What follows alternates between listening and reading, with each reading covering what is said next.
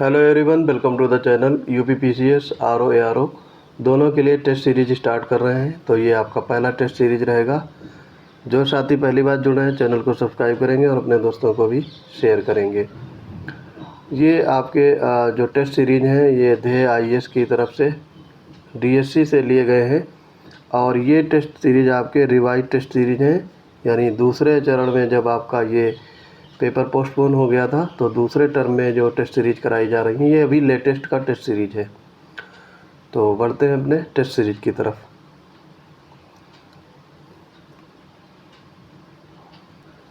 पहला क्वेश्चन है, पुर्तगालियों के संबंध में निम्न कथनों पर विचार कीजिए। अल्फांसो डी अल्बुकर्क ने ब्लू वाटर पॉलिसी की नीति अपनाई।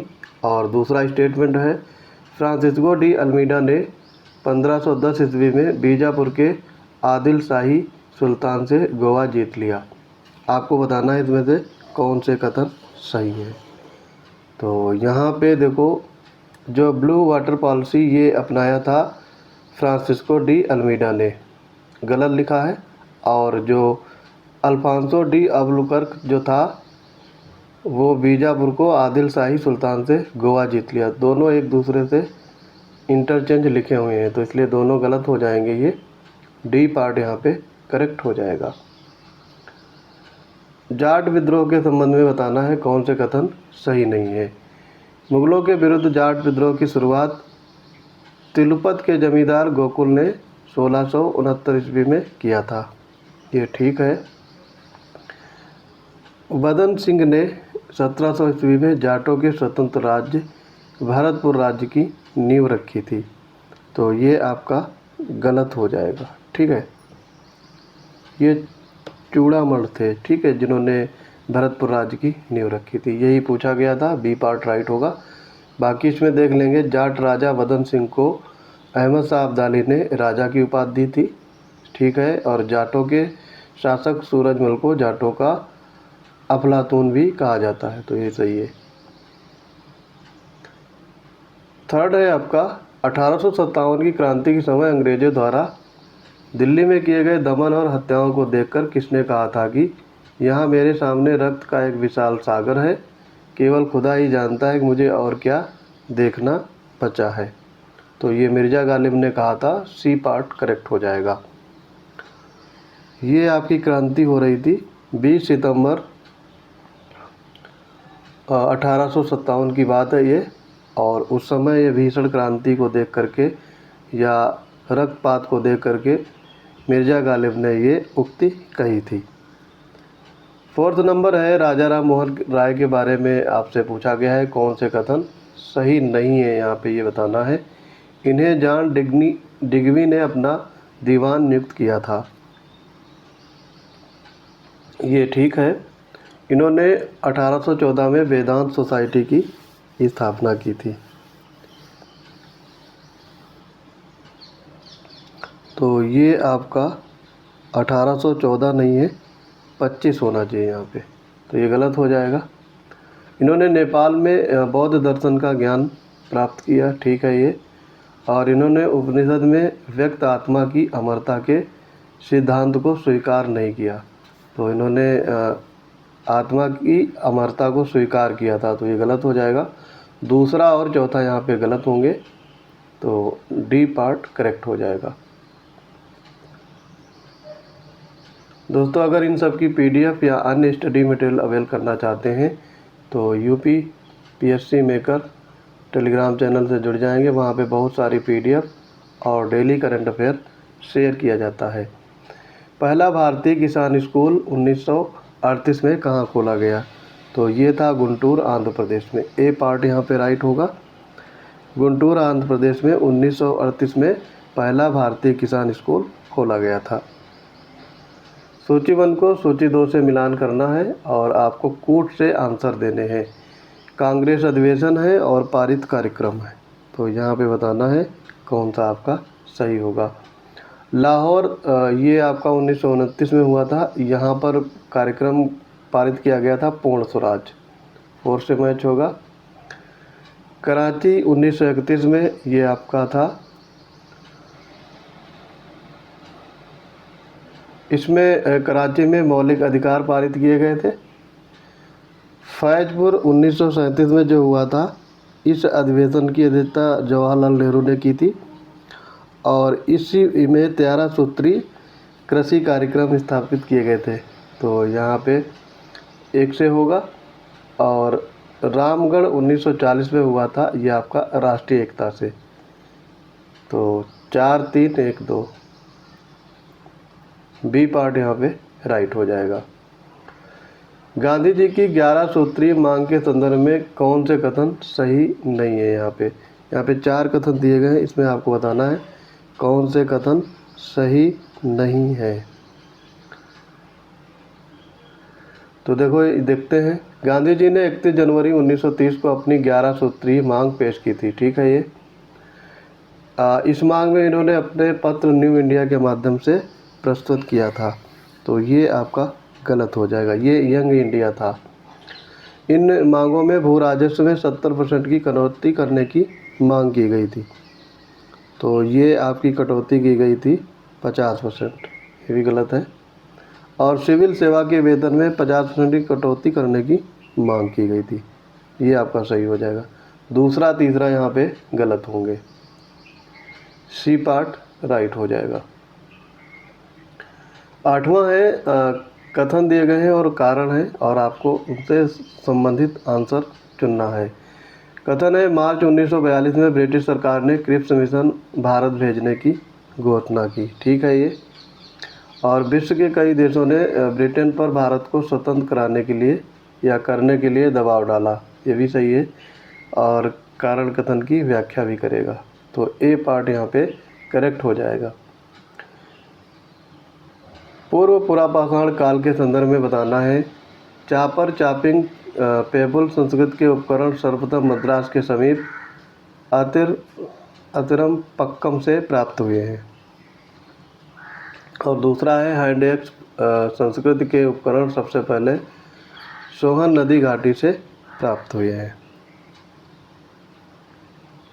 तो आपको बताना है इसमें से कौन से सही है। तो देखो ये जो उल्टा लिखा हुआ है यहाँ पे, हैंड एक्स संस्कृति ये आपकी अतिरपक्कम में प्राप्त हुई है और चापर चापिक संस्कृति ये आपकी सोहन नदी घाटी से प्राप्त हुई है। तो ये आपके इंटरचेंज होगा, गलत दिए गए हैं। तो डी पार्ट यहाँ पे करेक्ट हो जाएगा। मौर्य काल के संदर्भ में पूछा गया है। मौर्य काल की राजकीय मुद्रा पर्ण थी और ये सोने की बनी थी। ठीक है। तो ये राजकीय मुद्रा पर्ण थी, ये तो ठीक है, लेकिन ये चांदी की हुआ करती थी, तो ये गलत हो जाएगा। ए पार्ट केवल सही होगा। कलिंग के चेदीवंशी शासक खारवेल के संदर्भ में पूछा गया है, कौन सा कथन सही नहीं है। इसका हाथी गुम्फा अभिलेख नहरों की जानकारी देने वाला प्रथम अभिलेखी साक्ष्य है, ये तो ठीक है। हाथी गुम्फा अभिलेख में बौद्ध भिक्षुओं को ग्राम दान दिए जाने का उल्लेख है। तो यहाँ पे बौद्ध भिक्षु नहीं होगा, जैन भिक्षु, तो ये गलत हो जाएगा। ये पांड्य शासकों के यहाँ गधे से हल चलवाया था, ये ठीक है। तो बी पार्ट यहाँ पे राइट हो जाएगा। 12वां है एकता व्यवस्था के संदर्भ में बताना है कौन से यानी सही कथन चुनना है। एकता व्यवस्था की विस्तृत व्याख्या निजामुल मुल्क की किताब या पुस्तक रियासतनामा में मिलता है। और ठीक है, ये भारत में एकता व्यवस्था को प्रारंभ करने का श्रेय मोहम्मद गौरी को जाता है, सही है। भारत में एकता व्यवस्था की व्यवस्थित ढंग से लागू किया था इल्तुतमिश ने, ठीक है। और फिरोज तुगलक ने किताओं पर इक्तदारों के वंशानुगत अधिकार को स्वीकृत प्रदान दी, ये भी ठीक। चारों सही हैं, ध्यान रखेंगे, ये डी पार्ट करेक्ट हो जाएगा। महाभारत का तेलुगु भाषा के अनुवाद करने में किनका योगदान रहा है, आपको उनका कूट से आंसर देना है। ननरिया, तिकन्ना, यर्रा प्रगदा, वीरभद्र। तो यहाँ पे ननैया, तिकन्ना और यर्रा प्रगदा ये तीनों थे, ए पार्ट करेक्ट हो जाएगा। बीरबल के संदर्भ में बताना है कौन सा कथन सही नहीं है। अकबर ने इसे कविराज तथा राजा की उपाधि प्रदान की, ठीक है। ये अकबर ने इसे 5000 का मनसब प्रदान किया था। तो ये गलत है, 2000 का मनसब था ये। और अकबर ने इसे नगरकोट, कांगड़ा और कालिंजर की जागीरें प्रदान की, ठीक है। इसकी मृत्यु 1586 ईस्वी में यूसुफ जाइयों के विद्रोह के लड़ते हुए, ये भी ठीक। बी पार्ट यहाँ पे गलत होगा। रोमांस इन द स्टोन पत्थर में रोमानी कथा के नाम से जाना जाता है। तो ये है जामा मस्जिद या जामी मस्जिद फ़तेहपुर सीकरी, ठीक है। फ़तेहपुर सीकरी जामा मस्जिद को ये पत्थर में रोमानी कथा के लिए जाना जाता है। कथन कारण है भारतीय संविधान विश्व का सबसे लंबा लिखित संविधान है। और कारण है आधुनिक लोकतंत्र में जिन मामलों को आम विधानों अथवा स्थापित राजनीतिक परिपाटी में छोड़ दिया गया है उन्हें वे भारत के संविधान दस्तावेज में शामिल किया गया है। तो ये दोनों सही हैं। कारण कथन की व्याख्या भी करेगा, ए पार्ट आपका राइट हो जाएगा। 42वें संविधान संशोधन में कौन से कथन सही नहीं है?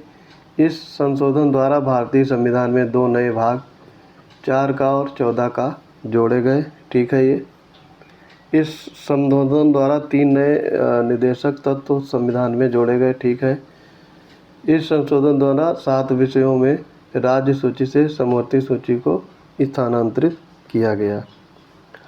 तो ये आपका गलत होगा, ठीक है। ये 5 विषय थे, 7 नहीं थे। और इस संशोधन द्वारा संवैधानिक संशोधन को न्यायिक जांच से बाहर कर दिया गया, ठीक है। तो यहाँ पे सी पार्ट आपका गलत हो जाएगा। कथनों पर विचार करें। भारतीय संविधान में अवशिष्ट शक्तियों का केंद्र में निहित होना जर्मनी के संविधान से लिया गया है। और उच्चतम न्यायालय का परामर्शी न्याय निर्णय की प्रक्रिया कनाडा संविधान से ली गई है। आपको बताना इसमें कौन सा कथन सही है। दूसरा वाला सही है, पहला आपका गलत हो जाएगा। अवशिष्ट शक्तियाँ ये आपकी कनाडा से ली गई हैं, ना कि जर्मनी से। तो बी पार्ट यहाँ पे करेक्ट होगा। भारतीय संविधान के अनुच्छेद 14 में विधि के समक्ष क्षमता और विधियों का समान संरक्षण की बात की गई है। आपको बताना है कौन से कथन सही हैं। 2 हैं, अमेरिका के संविधान से लिया गया है, ये सकारात्मक प्रवृत्ति का है। तो यहाँ पे ये दोनों सही हैं। सी पार्ट आपका बोथ 1 और 2 राइट हो जाएगा। बजट पारित होने से पहले संसद में निम्नलिखित 6 चरणों से गुजरता है, आपको उनका क्रम बताना है, ठीक है। तो क्रमानुसार व्यवस्थित करना है। सबसे पहले बजट प्रस्तुत किया जाएगा, ठीक है। उसके बाद में आम बहस होगी, फिर विभागीय समितियों द्वारा उसकी जांच की जाएगी। देन अनुदान की मांग पर मतदान होगा। उसके बाद में विनियोग विधेयक का पारित होना और लास्ट में वित्त विधेयक का पारित होना। तो ये 3, 1, 2, 5, 4, 6 ए पार्ट यहाँ पे राइट हो जाएगा। उच्चतम न्यायालय का न्यायाधीश बनने के लिए कौन सी अर्हताएँ होनी चाहिए, ये पूछा गया है। भारत का जन्मा नागरिक हो, वो किसी उच्च न्यायालय का कम से कम 5 साल तक न्यायाधीश रहा हो, उसकी न्यूनतम आयु 35 वर्ष हो और वह किसी उच्च न्यायालय या विभिन्न न्यायालयों में 10 वर्ष तक वकालत किया हो। तो यहाँ पे आपके दूसरा और चौथा सही होगा, ठीक। डी पार्ट करेक्ट हो जाएगा। बाकी पहला और तीसरा ये गलत है। जन्म से नागरिक होना ये अनिवार्य नहीं है, ठीक है। और यहाँ पे जो दिया गया है इसकी आयु 35 वर्ष न्यूनतम होना चाहिए, ठीक है। तो ये कोई अनिवार्य शर्त नहीं है।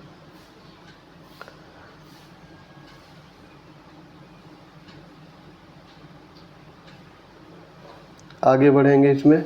वर्तमान में निम्नलिखित में से किन राज्यों में द्विसदनीय व्यवस्था या विधानसभा और विधान परिषद है? तो ये आपकी 6 जगह हैं, ये आपको ध्यान रखना है। ये है आपके, देखो यहाँ पर जो होगा आंध्र प्रदेश, उत्तर प्रदेश और कर्नाटक, इन तीनों में है, ठीक है। तो 1, 2, 4 सी पार्ट राइट हो जाएगा। बाकी 3 और राज्य हैं, वो भी आपको ध्यान रखने हैं। एक आपका तेलंगाना हो जाएगा, फिर है महाराष्ट्र, तेलंगाना, महाराष्ट्र,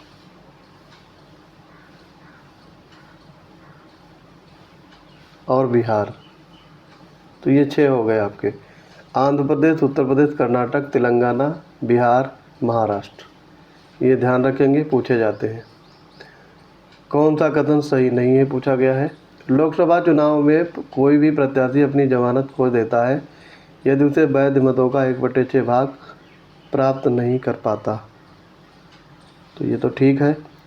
5वीं लोकसभा का कार्यकाल लगभग 6 वर्ष था, ठीक है। ये संविधान में अधिकथित उपबंधों के अनुसार लोकसभा में उपाध्यक्ष का पद विपक्ष को दिया जाता है, ये गलत है।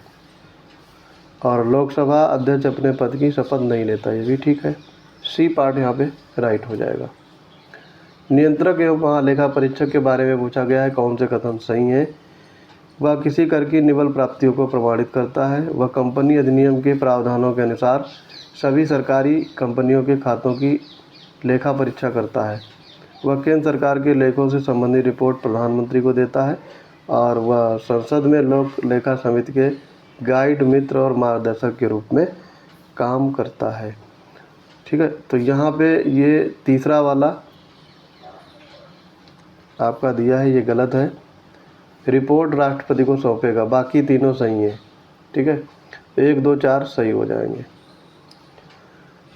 क्षेत्रीय परिषदों का लक्षण नहीं है पूछा गया है। ये एक संवैधानिक निकाय है, ठीक है। ये क्षेत्रीय परिषदों की स्थापना राज्य पुनर्गठन अधिनियम 1956 के अंतर्गत की गई, ठीक है। चंडीगढ़ केंद्र शासित प्रदेश होने के कारण क्षेत्रीय परिषद में शामिल नहीं किया गया है, तो ये गलत दिया है, शामिल है ये। सी पार्ट यहाँ पे करेक्ट आंसर होगा। और क्षेत्रीय परिषदों का कार्य विभिन्न क्षेत्रों में आपसी हित के मामलों पर चर्चा तथा सिफारिश करना है, ये भी ठीक है। 26 में देखेंगे, निम्नलिखित कथनों पर विचार कीजिए। पश्चिमी घाट की तुलना में पूर्वी घाट अधिक ऊंचा है। पश्चिमी घाट की ऊंचाई उत्तर से दक्षिण की तरफ बढ़ती जाती है। तो यहाँ पे पहला वाला स्टेटमेंट गलत हो जाएगा। पश्चिमी घाट की तुलना में पूर्वी घाट छिछला है, यानी कम ऊंचा है। तो इसमें ऊंचाई सबसे ज़्यादा है पश्चिमी घाट की, ना कि पूर्वी की। और दूसरा स्टेटमेंट सही है, उत्तर से दक्षिण जाने पर पश्चिमी घाट की ऊंचाई बढ़ती जाएगी। तो केवल 2 पार्ट राइट हो जाएगा। राज्यों के समूह में कौन सा एक महाराष्ट्र राज्य की सीमा बनाता है। तो ये आपका हो जाएगा गुजरात, मध्य प्रदेश, छत्तीसगढ़, तेलंगाना, कर्नाटक और गोवा। डी पार्ट करेक्ट हो जाएगा। ये आपके 6 राज्य हैं जो महाराष्ट्र से सीमा बनाते हैं। जनजाति दिया गया है, उससे संबंधित राज्य हैं। लिम्बू का मैचिंग है सिक्किम से, कार्बी का हिमाचल प्रदेश से, डोगरिया कौंद ये उड़ीसा और कट्टू नायकन ये केरल, ठीक है। आपको इसमें सही सुमेलित करना है। तो लिम्बू जनजाति सिक्किम में है, ठीक है। ये कार्बी ये आपका दिया गया है हिमाचल प्रदेश, ठीक है। तो ये गलत होगा। डोंगरिया कौंद उड़ीसा, ठीक है। और कट्टू नायकन ये केरल, ये भी सही है। तो यहाँ पर पहला, तीसरा और चौथा सी पार्ट करेक्ट हो जाएगा, ठीक है। कार्बी जो जनजाति है ये असम क्षेत्र में पाई जाती है, ठीक है। पूर्वोत्तर राज्य में असम में पाई जाती है कार्बी जनजाति, तो ये ध्यान रख सकते हो। जीवमंडल निचय या आरक्षित क्षेत्र से संबंधित कथनों पर विचार कीजिए। पहला है, जीवमंडल निचय विशेष प्रकार के भौमिक और तटीय पारिस्थितिक तंत्र हैं जिन्हें यूनेस्को के मानव और जीवमंडल प्रोग्राम के अंतर्गत मान्यता प्राप्त है, ठीक है। ये भारत के 12 जीवमंडल निचय यूनेस्को द्वारा जीवमंडल निचय विश्व नेटवर्क पर मान्यता प्राप्त है, ये भी ठीक है। तो दोनों सही हो जाएंगे, सी पार्ट राइट होगा। झीलों के संबंध में बताना है, कौन सा कथन सही नहीं है।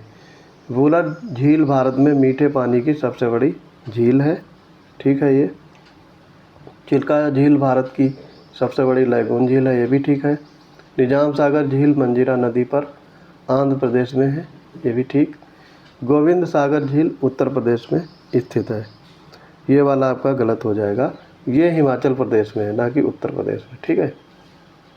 डी राइट हो जाएगा।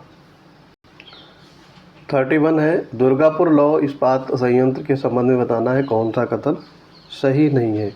इस संयंत्र की स्थापना 1959 में जर्मनी के सहयोग से की गई थी। ठीक है, तो ये आपका ईयर सही है, लेकिन इसमें सहयोग था आपका ब्रिटेन का, ना कि जर्मनी का। इस वजह से ये गलत हो जाएगा और यही आपका आंसर होगा। बाकी है, इस संयंत्र के लौह अयस्क छोटा नागपुर पठार और उड़ीसा से प्राप्त होता है और इस संयंत्र का कोयला झरिया रानीगंज से प्राप्त होता है और इस संयंत्र में जल जो है वो दामोदर नदी से। तो ये तीनों फैक्ट आप याद रख सकते हो। विषुवत रेखा अफ्रीका महाद्वीप के किन देशों से होकर के गुजरती है? तो इस तरीके के क्वेश्चन भी पूछे जाते हैं। कांगो, केन्या और सोमालिया, इन तीनों से होकर के गुजरती है, तंजानिया से नहीं। तो 1 2 4 बी पार्ट करेक्ट हो जाएगा। ऐसे बंदरगाह या पत्तन जो समुद्र तट से दूर स्थल खंड के भीतर स्थित होते हैं परंतु नदी अथवा नहर द्वारा समुद्र से जोड़े जाते हैं, उन्हें कहा जाता है। तो ये कहलाते हैं आंतरिक पत्तन। सी पार्ट आपका राइट हो जाएगा। इनके उदाहरण कौन कौन से हैं? तो ये आपका होगा मैनचेस्टर और कोलकाता, इसके एग्जाम्पल हैं। निम्न कथनों पर विचार कीजिए। रूर या निम्न राइन प्रदेश यूरोप के प्रमुख औद्योगिक प्रदेशों में से एक है और कोलोन यहाँ का प्रमुख औद्योगिक केंद्र है। तो ये दोनों सीख हैं। सी पार्ट आपका करेक्ट हो जाएगा। ज्वालामुखी, कौन से ज्वालामुखी मृत ज्वालामुखी के उदाहरण है?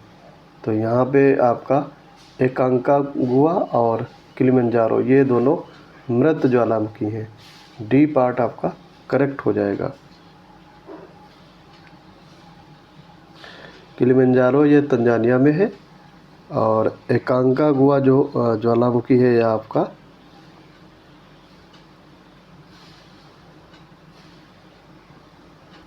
चिली में अवस्थित है। अंत्योदय श्रमिक सुरक्षा योजना के संदर्भ में बताने हैं कौन सा कथन सही है। ठीक है, 8 जुलाई 2023 को गुजरात के खेड़ा ज़िले के नादियाद में इसका पायलट प्रोजेक्ट लॉन्च किया गया। ठीक है, ये इसका उद्देश्य श्रम योगियों को 10 लाख रुपए तक का दुर्घटना बीमा प्रदान करके वित्तीय स्थिरता प्रदान करना है। ठीक है, और ये योजना डाक विभाग और भारतीय डाक भुगतान बैंक द्वारा शुरू की गई। ये भी ठीक है, तो ये तीनों सही हैं। बी पार्ट यहाँ पे करेक्ट हो जाएगा। माँ कार्यक्रम के संदर्भ में निम्न कथनों पर बताएं कौन से सही हैं। ये कार्यक्रम का शुभारंभ 5 अगस्त 2018 को किया गया और इसका उद्देश्य स्तनपान के लाभ के बारे में लोगों को, विशेष रूप से माता को जागरूक करना है और स्तनपान को बढ़ावा देना है। तो यहाँ पे ये डेट गलत लिखा हुआ है, 5 अगस्त 2016 होना चाहिए, ना कि 18। तो ये गलत हो जाएगा और दूसरा वाला सही है। बी पार्ट यहाँ पे राइट हो जाएगा। 38 नंबर में है 2024-25 में यूपी गवर्नमेंट के बजट का आकार आपसे पूछा गया है। तो ये था आपका 7,36,437.71 करोड़ रुपए। ए पार्ट करेक्ट होगा। ब्लू चिप कंपनियों के बारे में बताना है कौन से कथन सही है। ऐसी कंपनियां जो अपने क्षेत्र में लगातार 3 वर्षों से घाटे में जा रही हैं ब्लू चिप कंपनियां कहलाती हैं। तो ये आपका गलत है। ठीक है, ऐसी कंपनियां जो अपने क्षेत्र में काफ़ी समय से काम कर रही था अपने क्षेत्र के शीर्ष 3 कंपनियों में शामिल है ब्लू चिप कंपनियां। ये सही है। बी पार्ट यहाँ पे करेक्ट होगा। हाल ही में किस देश के ज्वालामुखी में सुरंग बनाकर बिजली उत्पादन करने की योजना बनाई गई है? तो ये आपका हो जाएगा आइसलैंड। डी पार्ट करेक्ट हो जाएगा। अंतर्राष्ट्रीय वित्त निगम के संदर्भ में बताना है कौन से कथन सही है। अंतर्राष्ट्रीय वित्त निगम की स्थापना जुलाई 1956 ईस्वी में हुई थी। ठीक है, और निगम विकासशील देशों में निजी उद्योगों के लिए बिना सरकारी गारंटी के धन व्यवस्था करता है तथा अतिरिक्त पूंजी विनिवेश द्वारा उन्हें प्रोत्साहित करता है। ये भी ठीक है, दोनों सही हैं। 42 में है कथन कारण दिए गए हैं कथन है बर्फ़ का टुकड़ा पेय को ठंडा बना देता है और बर्फ़ पिघलने के लिए पेय से गुप्त ऊष्मा लेता है जिससे पेय ठंडा हो जाता है। तो ये भी ठीक है, दोनों सही हैं। कारण कथन की व्याख्या भी करेगा, ए पार्ट यहाँ पे राइट हो जाएगा। कौन सा एक सही सुमेलित नहीं है पूछा गया। पौधों के जीवाणुओं का अध्ययन इसे कहा जाता है पेडोलॉजी, ये आपका गलत दिया गया है, ठीक है। और फूलों का अध्ययन एंथोलॉजी, ठीक है। पोषण का अध्ययन ट्रोपोलॉजी, ठीक। मनुष्य की पेशियों का अध्ययन बायोलॉजी, ये भी ठीक है। तो यहाँ पे पहला वाला आपका राइट हो जाएगा, ठीक है। पौधों के जीवाश्मों का अध्ययन पेडोलॉजी नहीं कहा जाता है, तो ये आपका पेडोलॉजी जो होता है ये आपका मृदा निर्माण और मृदा से संबंधित अध्ययन को कहा जाता है, ठीक है, पेडोलॉजी।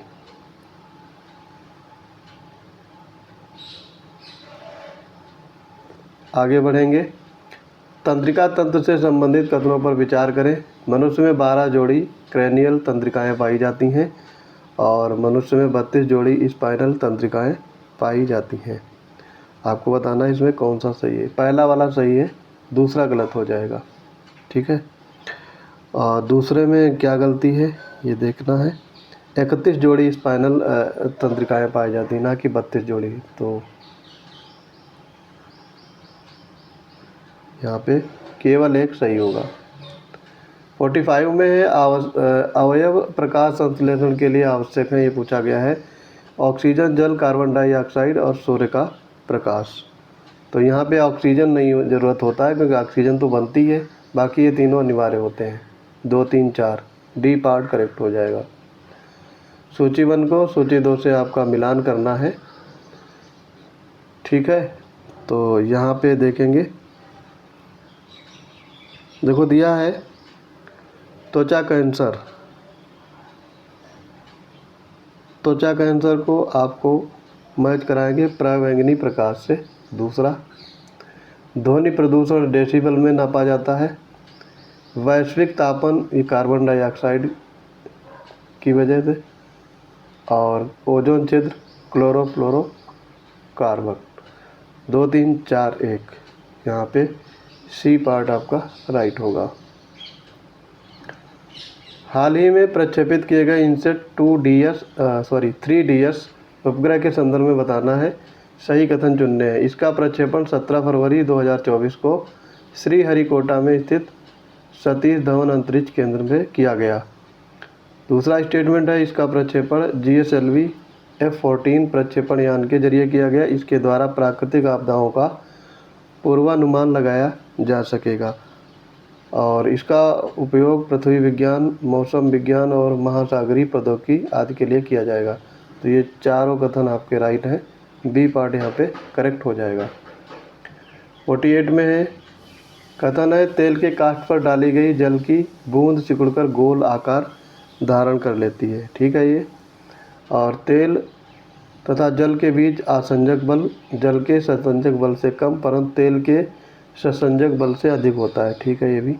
कारण कथन की व्याख्या भी करेगा, ए पार्ट यहाँ पे करेक्ट हो जाएगा। नीचे दिए गए कथनों पर विचार करें और कूट के माध्यम से सही कथन आपको चुनना है। पानी में डूबा हुआ वायु का बुलबुला जिसकी सतह उत्तल होती है अवतल लेंस की भांति व्यवहार करता है, ठीक है ये। पानी का अपवर्तनांक वायु से कम होता है इसलिए जल में डूबे हुए बुलबुलों के लेंस की प्रकृति बदल जाती है।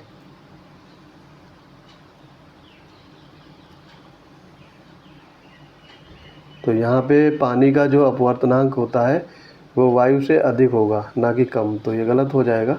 केवल एक यहाँ पे राइट होगा। और अब देखेंगे आज का अंतिम क्वेश्चन। ग्राफीन पदार्थ के संदर्भ में दिए गए कथनों पर कौन सा सही नहीं है। भारत में पहला ग्राफीन नवाचार केंद्र केरल के त्रिशूर में स्थापित किया जा रहा है, ये ठीक है। ग्राफीन कार्बन का ही रूप है और लगभग पारदर्शी होता है, ठीक है ये एक त्रिआयामी पदार्थ है, तो ये गलत हो जाएगा। और ये विद्युत का सुचालक है भी, ठीक है, ठीक है। तो यहाँ पे आपका ये बोला गया है त्रिआयामी होता है। तो ये त्रिआयामी नहीं, 3D नहीं 2D में होता है, द्विआयामी। तो सी पार्ट करेक्ट हो जाएगा। तो दोस्तों, आपको ये वीडियो कैसा लगा कमेंट बॉक्स में आप अपनी प्रतिक्रिया अवश्य करें। मिलते हैं अपने अगले इम्पोर्टेंट वीडियोज़ में, तब तक के लिए पढ़ते रहिए। जय हिंद।